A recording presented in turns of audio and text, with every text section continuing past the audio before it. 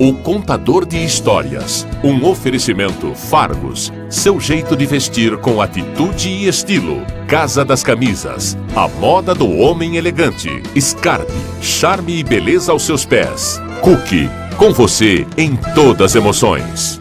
O Contador de Histórias, com o Bispo César Santos. Olá, boa noite, que bom estar com você em mais um programa O Contador de Histórias.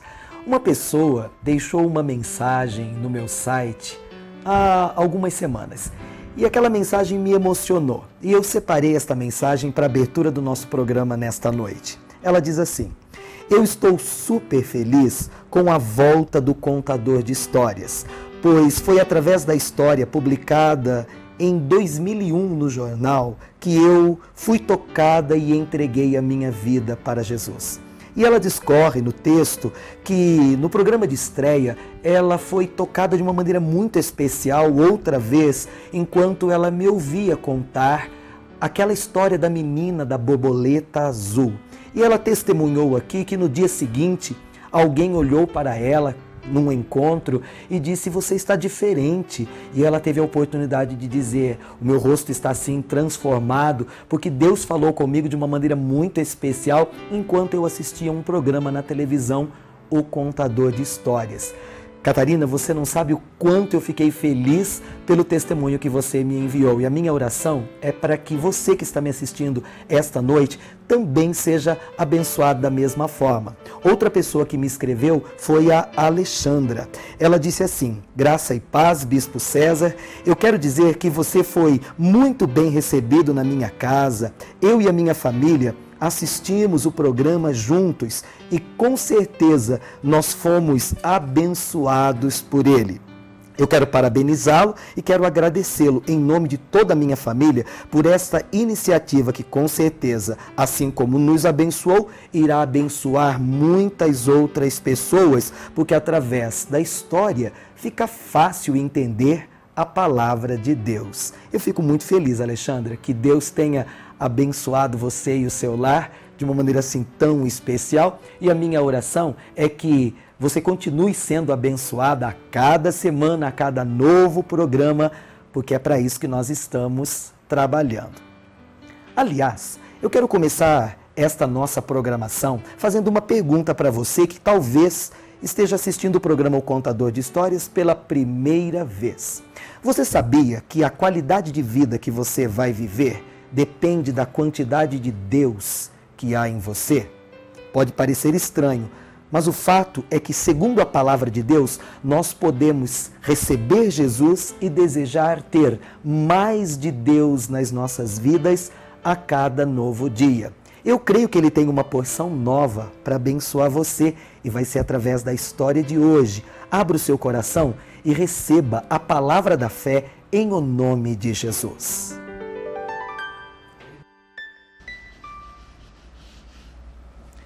Conta uma história que um certo professor universitário desenvolveu uma maneira inusitada de ensinar filosofia para os seus alunos. Ele levava para a sala de aula todas as semanas alguns objetos curiosos, às vezes livros, mapas, ilustrações, mas ele sempre tinha em mãos alguma coisa interessante que chamasse a atenção dos alunos e provocasse neles uma expectativa, um desejo de saber qual seria o tema desenvolvido no dia. O fato é que ele preparou, numa determinada semana, algo tão curioso que surpreenderia todos os alunos da classe.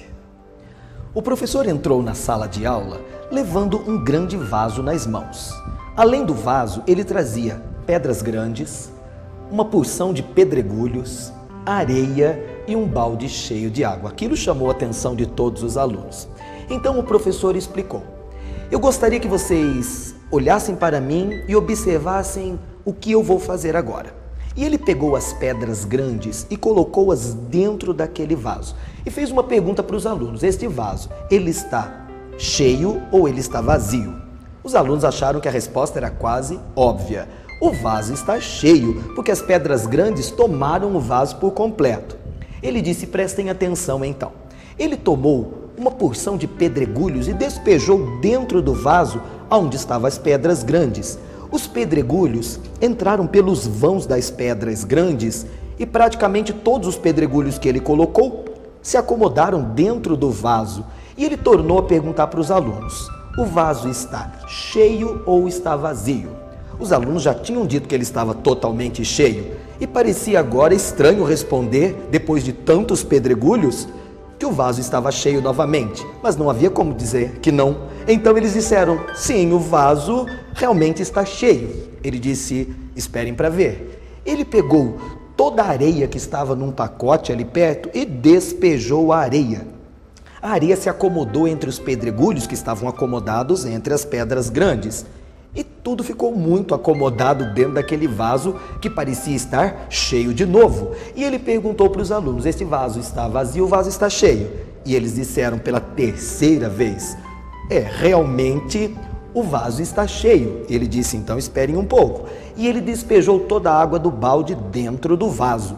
A água penetrou na areia que estava acomodada entre os pedregulhos, que já estavam acomodados entre as pedras grandes. E ele disse: o vaso está cheio ou o vaso está vazio? Pela quarta vez os alunos tiveram que dizer: realmente o vaso está completamente cheio. Então o professor disse aos seus alunos: então me diga, o que é que vocês conseguem entender desta lição que eu acabei de apresentar? Um aluno mais engraçadinho se levantou e disse: professor, eu sei a resposta. Por mais apertada que a sua agenda estiver, se espremer um bocadinho, dá para colocar sempre mais algum compromisso. Todos os alunos acharam graça, ele também riu e disse: não é isso, mas eu quero que você, espertinho, venha cá e eu quero que você faça tudo isto que eu fiz, só que agora no sentido inverso. O menino até que tentou fazer aquilo que o professor havia orientado. Ele pegou aquele vaso e tudo aquilo que estava ali ao seu redor, com a missão de colocar no sentido invertido, tudo dentro do vaso outra vez. Ele começou pela água, pegou o balde, despejou a água, passou da metade do vaso e ele então se animou a colocar ali dentro a areia. Mas quando ele despejou a areia, uma parte da água caiu para fora do vaso. E ele percebeu que não estava dando muito certo colocar a água e a areia no mesmo lugar, mas ainda tinha que colocar os pedregulhos. Quando ele voltou com os pedregulhos, então o restante de água que estava no vaso acabou de derramar completamente.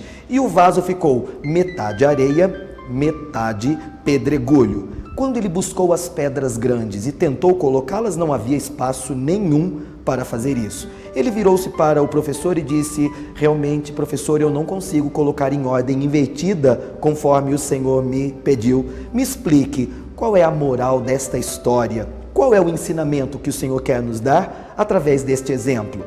Então o professor disse: vocês precisam dar a Deus a prioridade da vida de vocês. E ele começou a explicar. Deus, neste exemplo, está representado pelas pedras grandes. Todo homem tem dentro de si um vazio chamado eternidade.